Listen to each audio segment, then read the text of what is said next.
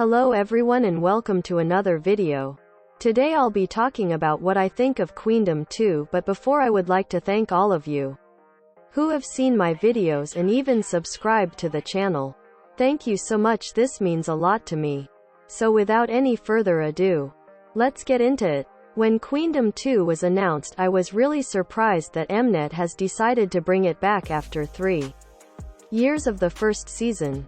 And given the groups that participated on the first season and even on the male version of the show, such as Road to Kingdom and Kingdom, I had my own predictions and they were itzy. Not only because Stray Kids did extremely well on Kingdom and even ended up winning the show, but I also feel like JYP at a certain point might have considered putting them on the show too, and honestly speaking, I would have loved if they joined the show and would live to see their interactions with Kepler's Mashiro. My second and only right guess was Brave Girls. And for me this was the most predictable one. Since they blew up with Rollin again and they are from a small company, so all of the attention the group can get is crucial for them so they can be even more successful from now on.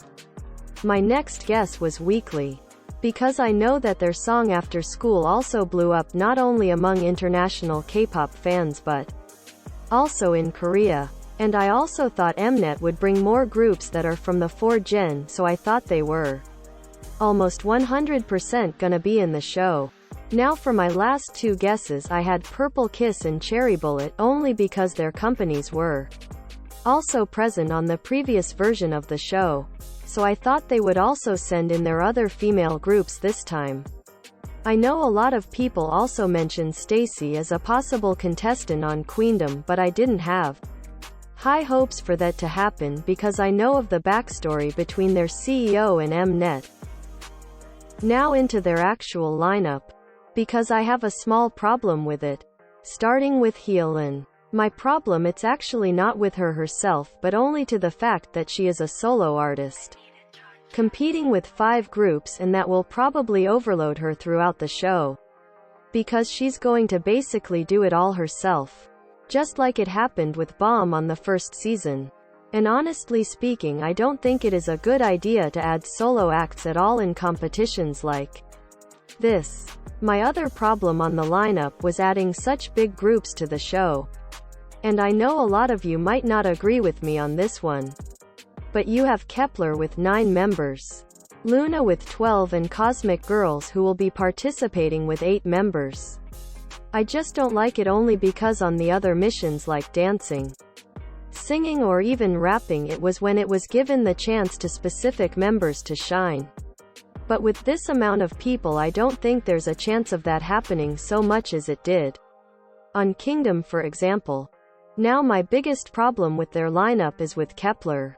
These girls have barely left a surviving show and have also nearly finished promotions for their debut. They must be so exhausted, but that's not only what bothers me.